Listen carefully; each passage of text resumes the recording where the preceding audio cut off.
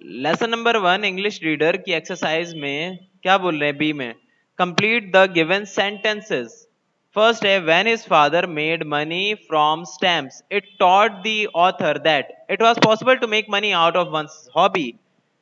कि जब अपने स्टैम्प्स को बेच के उसके पिता ने, रस्किन के पिता ने या फिर कहते ऑथर के पिता ने पैसे बनाए थोड़े से, तो इससे समझ में आया ऑथर को कि it was possible to make money, कि ये पॉसिबल है, ये मुमकिन है कि पैसा कमाया जा सके आउट ऑफ वंस हॉबी, अपने हॉबी के जरिए भी।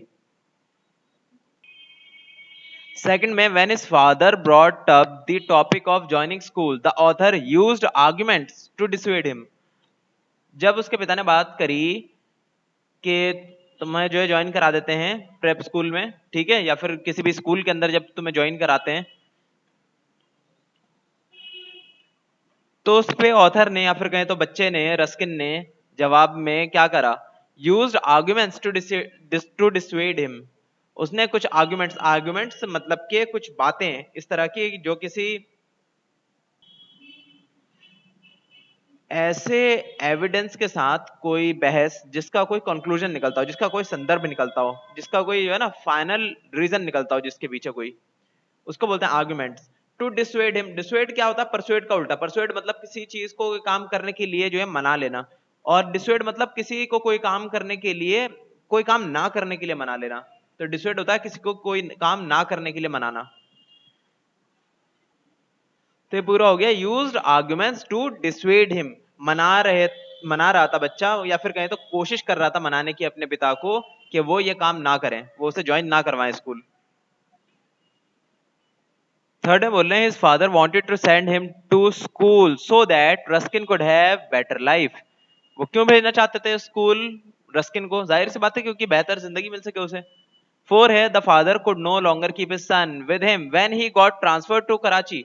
जब कराची में ट्रांसफर हो गया था पिता का, तब वो अपने साथ नहीं रख सकते थे बच्चे को, क्योंकि उसकी बहुत सारी ऐसे प्लेसेस थी कराची की जहां पर इजाजत नहीं थी रस्किन को ले आने की। फाइव में while the author was at prep school his father was transferred to Calcutta। Calcutta से ही तो अपनी चिट्ठियां लिखा करते थे रस्किन को, तो वहां पे ट्रांसफर्ड हो चुके थे जब वो प्रेप स्कूल में था। आगे क्या बोल रहे हैं सी में, read the following sentences and answer the questions that follow. First है आपका we have been seeing too many pictures everyone says I spoil you. ये जो है किसने कहा था, नेम द स्पीकर, फादर ने कहा था, और फादर का तो नाम भी नहीं बताया गया है तो फादर लिख देंगे यहाँ पे।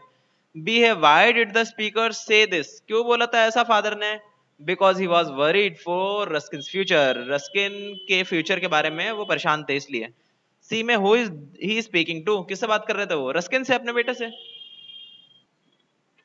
नेक्स्ट है आपका second, I was in hospital for a long time and this is the reason why you did not get a letter from me for several weeks.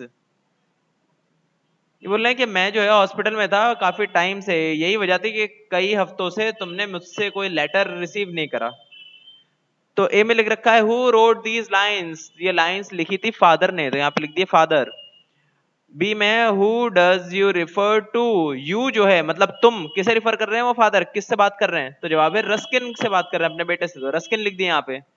सी में है why was the writer in hospital, hospital में क्यों थे writer, due to malaria, यहाँ लिख दिया आप due to malaria. ठीक है, तो ये हमारा जो एक्सरसाइज ये वाली हो गई है, और मतलब बी और सी सेक्शन हो गया हमारा। ये मैंने दोबारा से करा दिया इसलिए क्योंकि बहुत सारे बच्चों को मिल ही नहीं रहा था ये चैप्टर में से, वैसे थे बहुत आसान पर फिर भी कुछ बच्चों को नहीं मिल रहे थे, तो वो भी कर लिए इसमें साथ में। और कोशिश करा करिए कि जितना हो सके चैप्टर को पढ़कर उसी में से आंसर देने की है सारे सवालों को, क्योंकि आपके लिए तो होते ही हैं सवाल।